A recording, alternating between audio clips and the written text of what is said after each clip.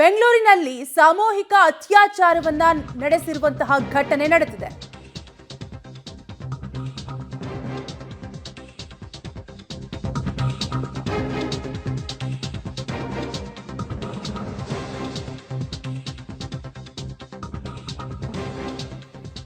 ರಾಜಧಾನಿ ಬೆಂಗಳೂರಿನಲ್ಲಿ ಮಹಿಳೆ ಮೇಲೆ ಸಾಮೂಹಿಕ ಅತ್ಯಾಚಾರವನ್ನ ಎಸಗಿದ್ದಾರೆ. ಬಸ್ ತೋರಿಸೋದಾಗಿ ಗೋಡೌನ್ಗೆ ಕರೆದೊಯ್ದು ಕೃತ್ಯವನ್ನ ಎಸಗಿದ್ದಾರೆ. ಅತ್ಯಾಚಾರ ಬಳಿಕ ಮಹಿಳೆಯ ಮೊಬೈಲ್, ಹಣ, ತಾಳಿಯನ್ನು ಕೂಡ ಕಳ್ಳತನ ಮಾಡಿದ್ದು. ನಿನ್ನೆ ರಾತ್ರಿ 11:30 ಸುಮಾರಿಗೆ ಈ ಘಟನೆ ನಡೆದಿದ್ದು ತಡವಾಗಿ ಬೆಳಕಿಗೆ ಬಂದಿದೆ. ಬೆಂಗಳೂರಿನಲ್ಲಿ ಮಹಿಳೆ ಮೇಲೆ ಸಾಮೂಹಿಕ ಅತ್ಯಾಚಾರ ಎಸಗಿದ್ದು ಬಸ್ಗಾಗಿ ಕಾಯ್ತಿದ್ದಂತಹ ಸಂದರ್ಭದಲ್ಲಿ ಮಹಿಳೆ ಮೇಲೆ ಕಿಡಿಗೇಡಿಗಳು ಅತ್ಯಾಚಾರ ಎಸಗಿದ್ದಾರೆ.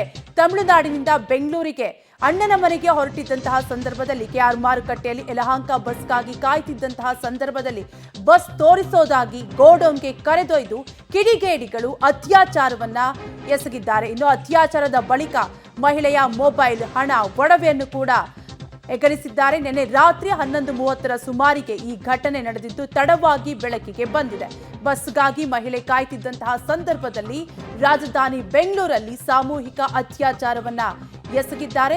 ತಮಿಳುನಾಡಿನಿಂದ ಬೆಂಗಳೂರಿಗೆ ಅಣ್ಣನ ಮನೆಗೆ ಹೋಗೋದಕ್ಕೆ ಬಸ್ಗಾಗಿ ಕಾಯ್ತಿದ್ದಂತಹ ಸಂದರ್ಭದಲ್ಲಿ ಬಸ್ ತೋರಿಸೋದಾಗಿ ಗೋಡೌನ್ಗೆ ಕರೆದೊಯ್ದು ಕಿಡಿಗೇಡಿಗಳು ಕೃತ್ಯವನ್ನ ಎಸಗಿದ್ದಾರೆ. ಮೊಬೈಲ್, ಹಣ, ತಾಳಿಯನ್ನು ಕೂಡ ಕಳ್ಳತನ ಮಾಡಿದ್ದಾರೆ ಅತ್ಯಾಚಾರ ಮಾಡಿದ ಬಳಿಕ.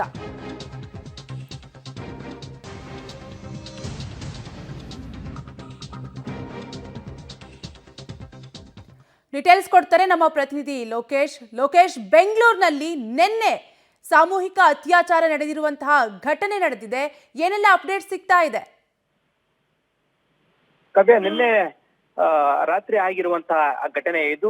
ತಮಿಳುನಾಡಿನಿಂದ ಬಂದಂತ ಮಹಿಳೆ ಒಬ್ರು ಯಲಹಂಕಗೆ ಹೋಗ್ಬೇಕಾಗಿತ್ತು. ಯಲಹಂಕ ತೆರಳುವಂತಹ ಸಂದರ್ಭದಲ್ಲಿ ಕೆಆರ್ ಮಾರ್ಕೆಟ್ಗೆ ಬರ್ತಾರೆ. ಕೆಆರ್ ಮಾರ್ಕೆಟ್ ಅಲ್ಲಿ ಬಂದಂತ ಸಂದರ್ಭದಲ್ಲಿ ಬಸ್ ಎಲ್ಲಿ ಬರುತ್ತೆ ಅಂತ ಹೇಳಿ ಆರೋಪಿಗಳನ್ನ ಕೇಳಿರುವಂತದ್ದು. ಆರೋಪಿಗಳು ಬಸ್ ಬರೋ ಜಾಗವನ್ನ ತೋರಿಸ್ತೇ ಬನ್ನಿ ಅಂತ ಹೇಳಿ ಒಂದು ಗೋಲ್ಡನ್ ಸ್ಟ್ರೀಟ್ಗೆ ಕರ್ಕೊಂಡು ಹೋಗಿರುವಂತದ್ದು. ಗೋಲ್ಡನ್ ಸ್ಟ್ರೀಟ್ಗೆ ಕರ್ಕೊಂಡು ಹೋಗಿ ಸಾಮೂಹಿಕ ಅತ್ಯಾಚಾರ ಮಾಡಿದಿರುವಂತದ್ದು. ಈ ನಿಟ್ಟಿನಲ್ಲಿ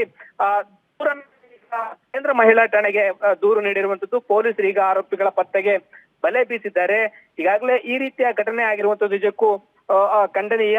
ಈಗಾಗಲೇ ಪೊಲೀಸರು ಪತ್ತೆ ಮಾಡ್ಲಿಕ್ಕೆ ಮುಂದಾಗ್ತಾ ಇರುವಂತದ್ದು. ಕಾವ್ಯ, ಥ್ಯಾಂಕ್ ಯು ಲೋಕೇಶ್ ಡೀಟೇಲ್ಸ್ಗಾಗಿ.